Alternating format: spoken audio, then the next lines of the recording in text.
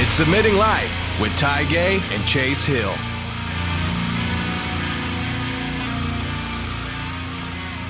In the beginning, I didn't want to do the podcast. Chase, you're the one that came to me for it, right? Yeah. And so I've been doing some Facebook Live stuff or whatever, and that's fun interaction or whatever. I really didn't think that people cared about what I thought, and I really don't think that it's important to care what I think either, but I'm always willing to learn. I think that's what this podcast will probably be about, just finding new things to talk about, expand our minds and whatever. And anyway, in the beginning I thought, yeah, that sounds like a good idea, and then I slept and woke up and I was like, that is dumb. That we should not do that. I called you, I was like, nah, this is dumb. No one's going to care about it. You called my idea dumb. This is stupid.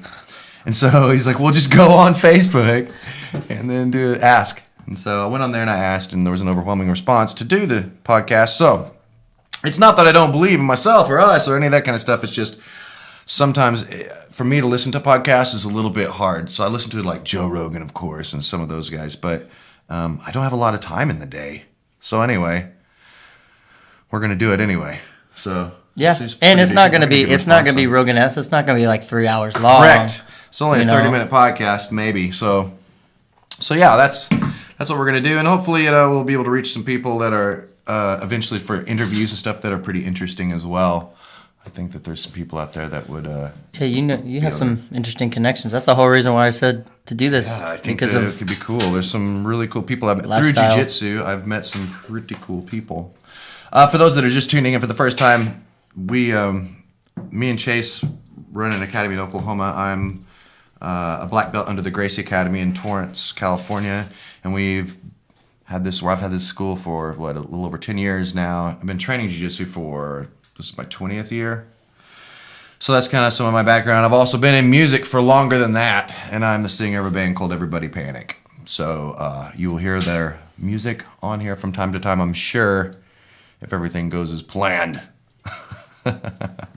So Chase has been my student since when did you start with me? 2009. 2009. So 8 years this fall.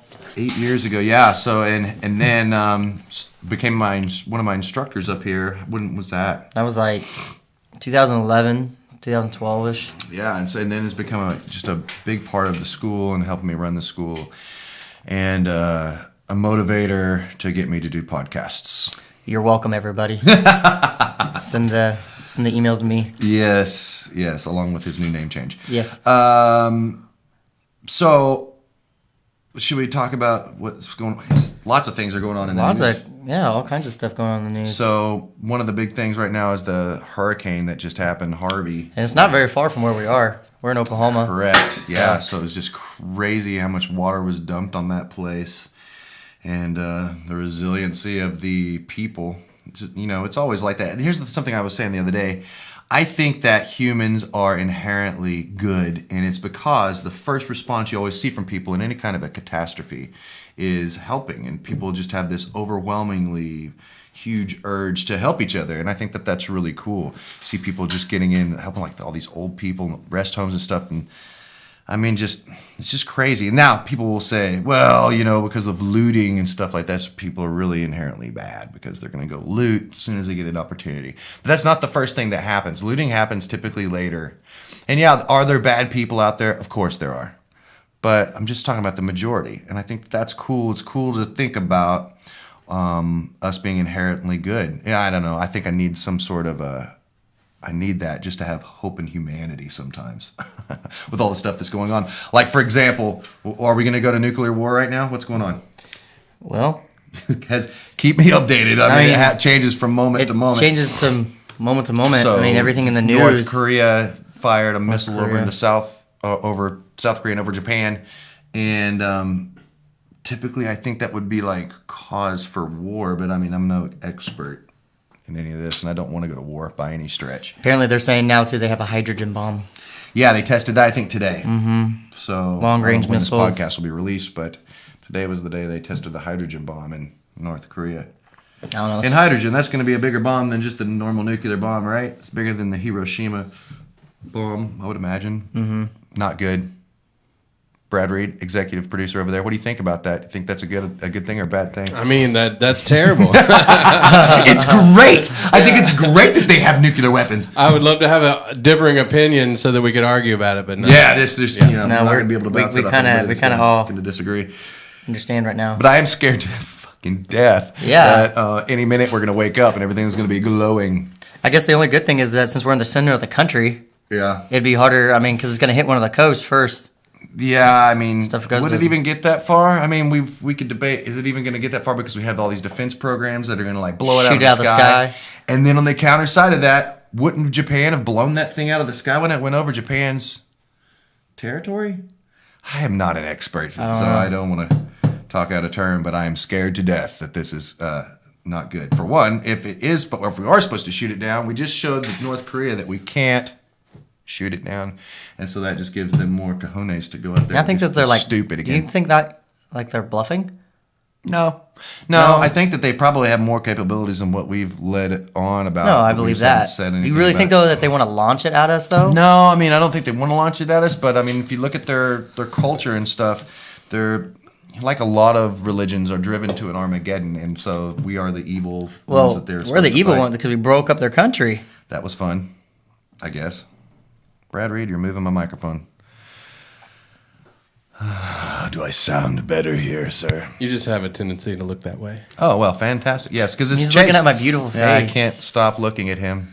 He's looking at my face. It's because you have a very punchable face, and it's Well, you've making me antsy. You've punched it a lot. I do. You have punched it over time. So that's, I guess, some of the world That's news kind that's of going news, on. not too much right now. What about music news? Musical news. Is there anything going on in the music industry right now that is great, except for everybody killing themselves? That's freaking horrible. That's not good. Right? So the music awards. Did you watch that? Anybody watch that? Brad Reed, did you watch that? You're a musical guy. I watched part of it. I like watching those things just to see where the vibe of stuff is going. And they Check did out. do a lot of cool stuff about suicide awareness. And I think kids these days, because it's not me or you that's probably listening to that as much as it is these 11 and 12-year-old kids that are just now coming up and listening to what's on the radio. And so they see these pop stars and they have an effect. So I would rather them have at least that effect than not, because they've, you get the Kardashians and all these things that become popular because of pop culture, and you could look at that as being pretty bad. So, but they have a strong connection with the youth, and I think to use that for positive stuff is pretty important. So, kudos to them for that. Did you see though where they did kind of mess up on one part? Of the music awards. Yeah, they had Yeah. they had Jared Leto do like a tribute Oh yeah. to like Linkin Park, Right. like to Chester, Yeah. and they were I like, screwed up. yeah, well they were it video depends footage, on, like, no, it was all, like he did his whole spiel of why he was such a great guy and how he had toured with them, and Yeah. he was like, okay, everyone stand up, and he was getting into it, and people like weren't standing up, and he was like, I'm not going until everyone stands up. Oh, I and didn't so, see that. See, and so I everyone didn't watch stood that up, enough. and then he was like, okay, here's the last time Linkin Park performed at, it was 2010. They start showing the footage, and then they freaking cut, and it's like a commercial. Oh no. So it's like they were like, oh, here's Chester, here's the last time he performed, and then it's 10 seconds in the show, and they're like, Nike, get your kicks on. And so... Yeah, technical problems don't happen. That's just I don't think it was human error. technical problems. I think they just wanted to think sell everybody- advertisement. Yeah, And well, they just didn't maybe. think about, you're giving a tribute to a guy. Right. Yeah, I didn't see it. Yeah. Yeah, that's interesting. Yeah, anytime you get big business involved and doing all that kind of stuff, it's going to be a little shady. I'm just trying to look for silver linings and stuff, and sometimes they're not very prominent. But You got 2 new songs. You recorded songs. we do. You just got back from Vegas. We just got back from Las Vegas recording 2 new songs with Logan Mader. He's a great producer, songwriter, and musician. And yeah, so I'm pretty stoked about that. We'll see when it's going to be released. We're trying to do a whole EP with him, so we'll see. It's been an interesting experience. When I first went out there, I thought, I feel like I am like a purple belt musician, singer, songwriter. I got there and realized I was a white belt, maybe a couple stripes. So it was an eye-opening experience, but I got to learn a lot, and I grew a lot from it, I think. There's a lot of formulas that are out there that you just don't pay attention to. You just go with what you feel sometimes. And so it's interesting once you start, just like Jiu-Jitsu, if I never did a drill, like I never drilled any jiu-jitsu, I just rolled, I would have moves that I just naturally did, right? But if I would go ahead and drill some moves, it adds to my game and makes me a better jiu-jitsu player. So it's always better to drill stuff and new things, learn new techniques and drill them, than it is to just roll around and not drill at all. So that's basically what was going on. As a musician, I probably was just the musician that came in and sang and didn't really try new things musically as much as I just wanted to go with what I felt. I think that's just the artist part too. Artists are like that feeling, you know. So, but it's better to be a little bit technical sometimes too and push yourself into the uncomfortable places. So it was pretty uncomfortable, but I grew from it. So it was a good experience. We got a couple of really great songs out of it. I'm looking to get some more for this next record. Should be pretty awesome. You guys don't have like a tentative time or anything? You know, we never have a tentative time, but it ends up being on Halloween. I don't want to jinx it, but it ends up being on Halloween every year for some reason. So, or All Hallows Eve. It's your MO. We'll see. We'll see how it flows. It might happen again. It might not. I don't know. We'll see. So you'll be shocked by some of the. Some of it sounds. We're experimenting. Experimenting is always good. Experimenting is good. You have to get out there. What else you got? Music? Anything else? I don't think anything's really going on other than. It's kind of the slow season right now. It's like the summertime's ending. There's still some festival stuff that's going on or whatever, you know. But for the most part, I think a lot of people are in writing records and stuff too. So getting ready for their tours or whatever. There's a lot of bands out touring right now. A lot of Power Flow doing some great stuff. My Rock Jitsu brothers. So for those of you that don't know, I have a part of a little group called Rock Jitsu, and it's a group of people, like-minded people that are trying to do rock and roll and jiu-jitsu and do it for, you know, the benefit of mankind. We're trying to do some charitable events and stuff in the future, so look for it. You can find us on Facebook and Instagram. So yeah, Rock Jitsu, it's going to be great. There's a lot of good rock stars out there that are doing jiu-jitsu now. It's a much better workout than like P90X. What the hell are you doing? P90X, really?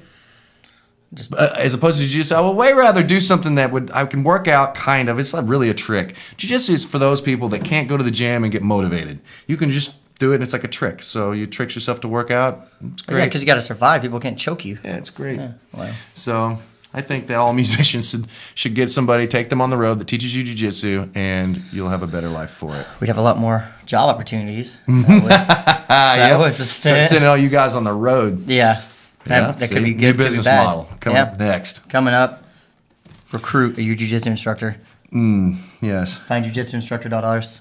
That's right. Rock Jitsu instructors. Perfect. Do we need like a timer, by the way? Do we need a timer? I don't know.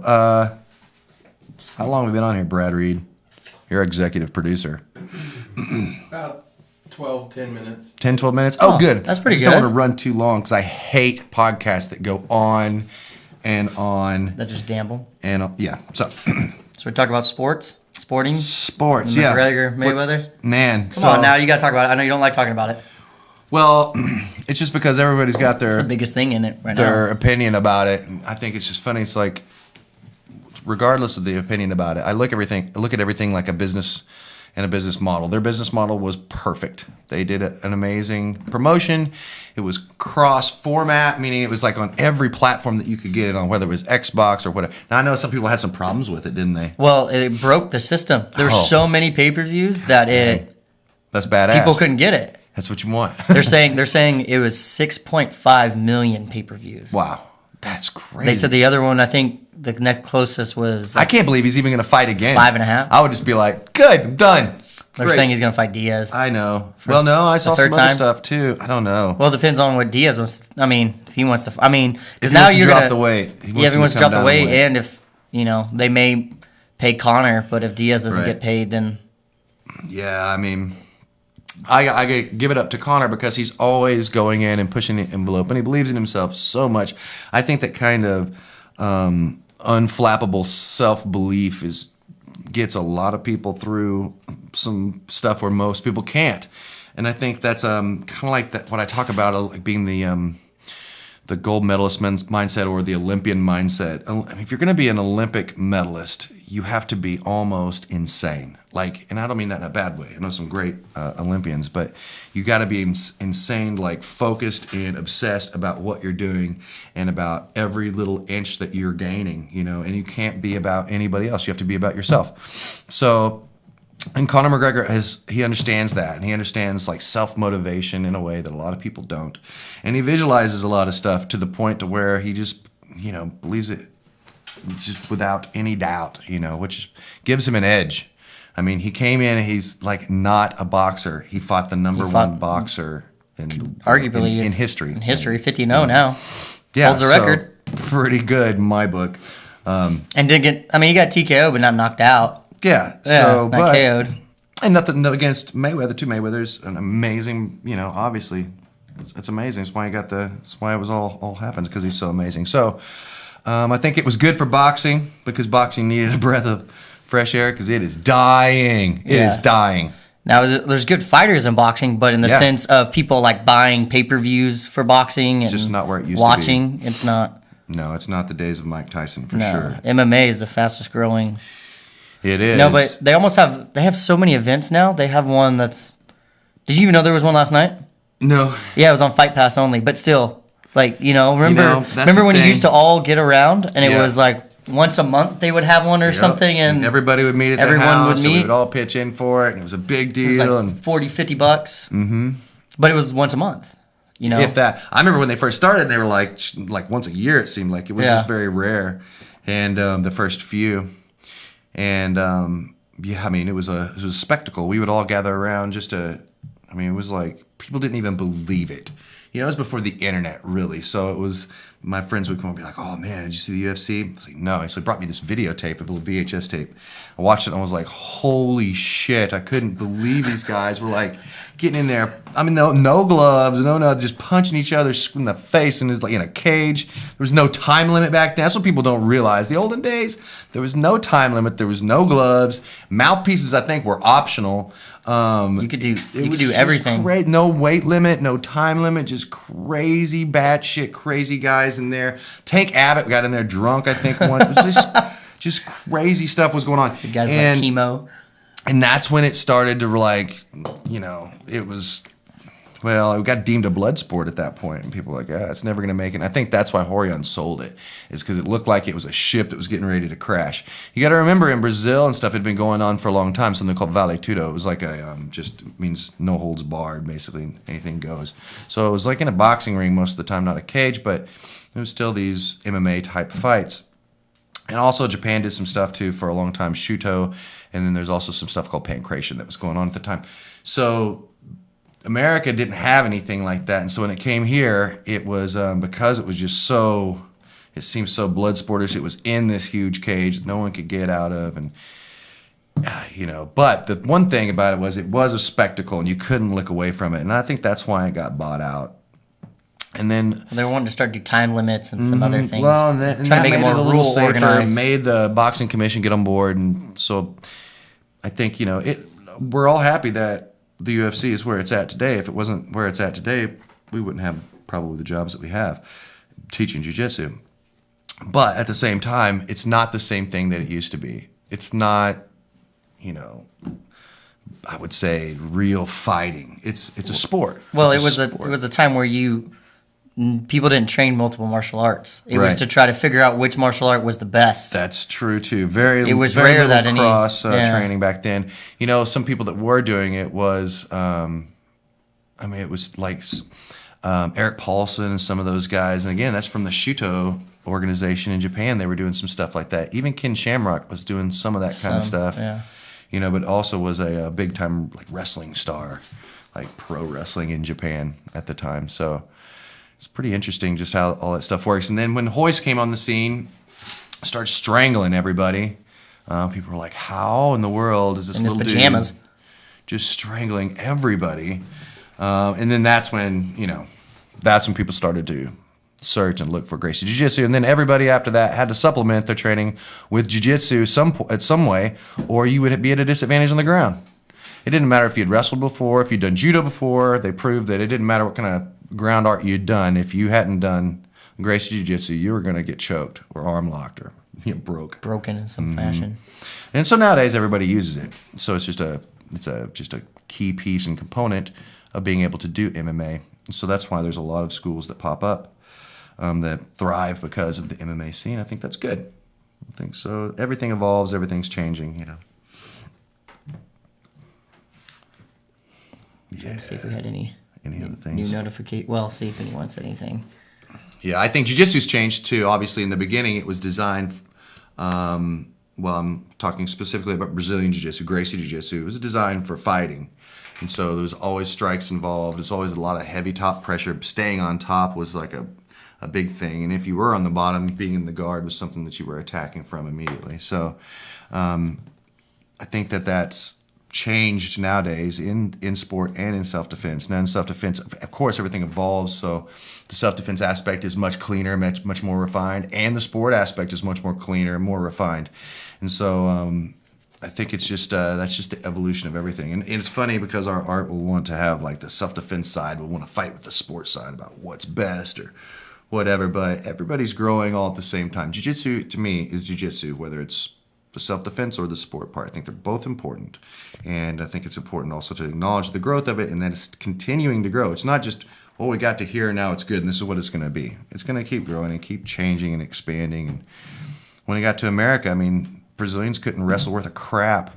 And now it's just part of jiu-jitsu. Good wrestling is part of jiu-jitsu. So there's no guys going to ADCC that can't wrestle good. So it's just the nature of the beast. It's going to evolve like that.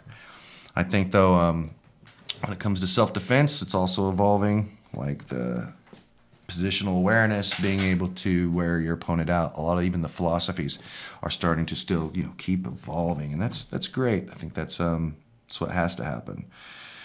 There's also a lot of martial arts out there that are crap, and unfortunately, because people just don't know what's right and what's wrong because they haven't actually trained, a martial art can look like it's a viable option when really it's total crap. So, man, I think that's really important for people who are in the know, who are actual legitimate martial artists, to come out and talk about and against those martial artists that are doing that. And it's not because I'm trying to screw up somebody's business paycheck. Yeah. It's because you are a threat to people by teaching them something that's fake, basically. You're saying that this is going to save you in a real life street fight. Have your grandma chop him in the throat, kick him in the nuts, poke him in the eyes, and you're good.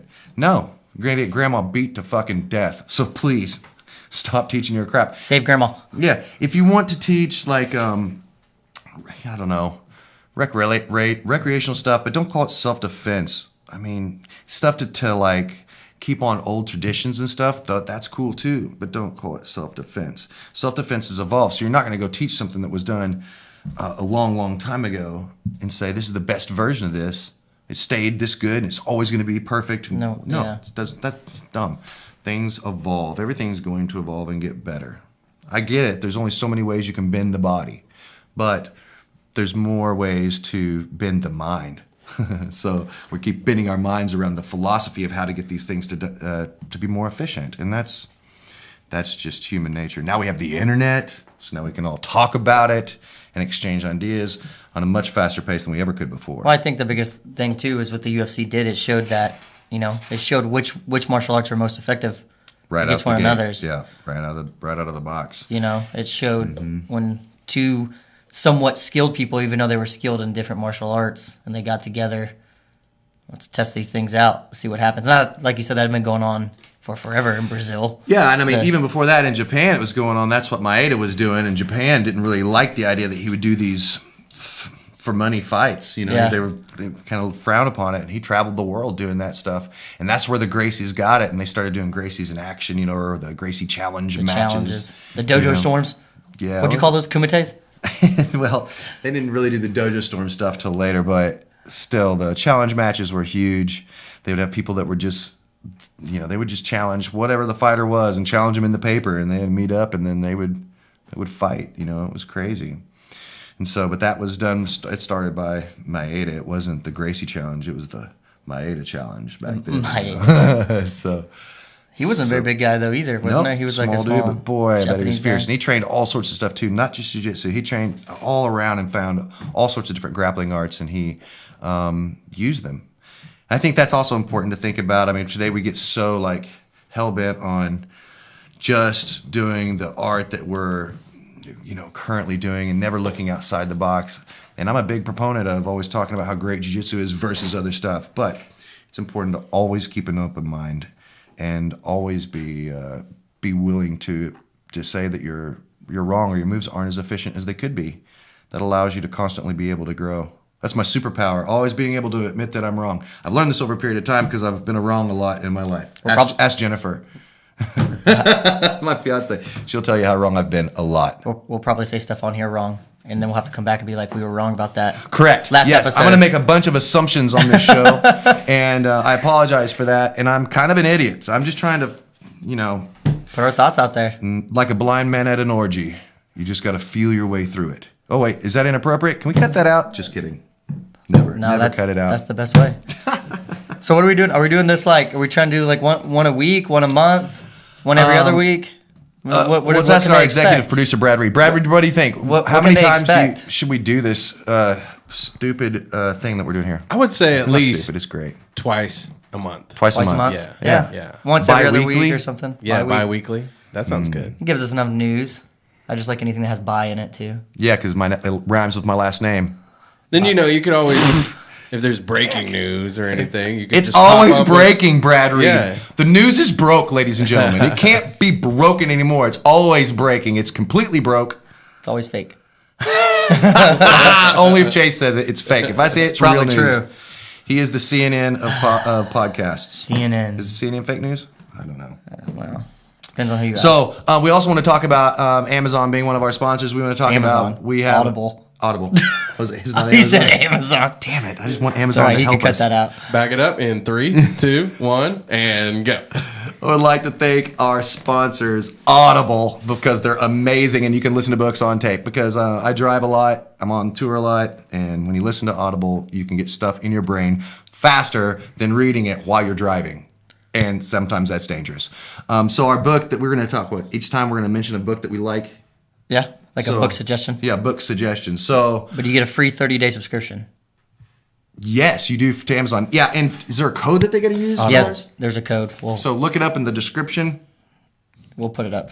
We'll put it up. He'll put it up, or our executive producer will. So the book, I think the first one we'll start with is The 4 Agreements. Oh. Just go check it out, man. It is awesome. It's a life changer, and it's an eye opener. So just go check it out, and enjoy it. Use your free 30-day subscription. 30-day subscription. And you can cancel before your build, so you don't get charged. Oh, don't tell them all the secrets. We'll lose our sponsorship. Just kidding. They won't do that. They probably won't even listen to our show. Probably not. Have 2 downloads. That's all we're looking for, ladies and gentlemen. 2 downloads. So if you can make that happen, we appreciate it. Success. Subscribe and Leave us 5 stars. 5 stars, 5 million stars. Say something nice. So yes, if you say something nice, it actually helps our ratings. So Yeah, say actually, if you, something really put- bad. Just kidding. If you put something in the description, it actually helps. Please. But we don't know when this will be released. or if we'll even release it. At this point, I'm gonna probably burn the room. just get rid of the evidence. Let it burn. Yeah, that's right. Cool. Well, right. I guess that's it for With us. that. I've gone over my time frame. I can't hear myself talk longer than that. I have to go have silence now for the next 3 hours. Yep. Goodbye.